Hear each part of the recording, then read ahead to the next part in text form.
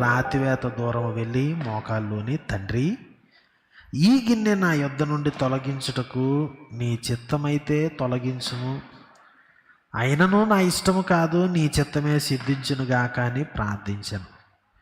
అప్పుడు పరలోకము నుండి ఒక దూత ఆయనకు కనబడి ఆయనను బలపరిచెను.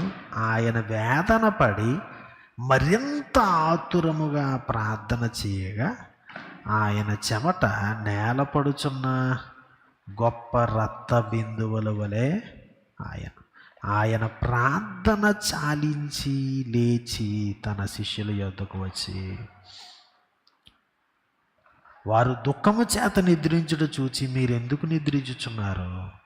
శోధనలో ప్రవేశించకుండానట్లు లేచి ప్రార్థన చేయండి. ఏం ప్రార్థన చేస్తున్నాడు?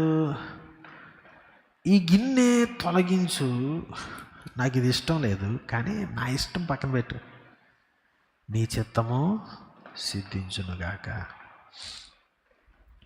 సో ముమ్మారు ఆయన ఈ ప్రార్థన చేశాడు, పదే పదే ఈ ప్రార్థన చేశాడు. ఏంటి ప్రభువా, నా ఇష్టాలు నా విధానాలు కాదు, నీ చిత్తానికి నన్ను నేను అప్పగించుకున్నా,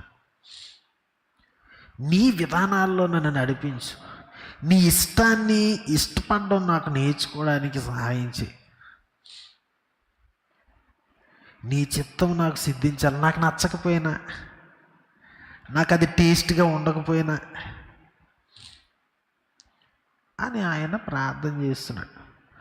ఆయన తన శ్రమను, తన మరణాన్ని, తన యొక్క షేమ్ని, ఇవన్నీ కూడా దేవుని యొక్క డైరెక్షన్లో ఉండేటట్లుగా, ఆశీర్వాదకరమైన రీతిలో ఉండేటట్లుగా జాగ్రత్త పడుతున్నాడు. అది ప్రార్థన అనేది మనకేం చేస్తుంది అంటే, అది భోజనం కొరకు చేసే ప్రార్థన, ఇతరుల కొరకు చేసే ప్రార్థన, లేకపోతే మనము దేవుని యొక్క చిత్తంలో నిలిచి ఉండేటట్లు చేసే ప్రార్థన, అది ఏదైనా కానీ మనము మన పరిస్థితులను ఎదుర్కోవడానికి, అది సహాయపడడానికి ఏంటంటే మనము దేవుని యొక్క విధానాల్లో నిలిచి ఉండడానికి అది చాలా దోహదపడుతుంది.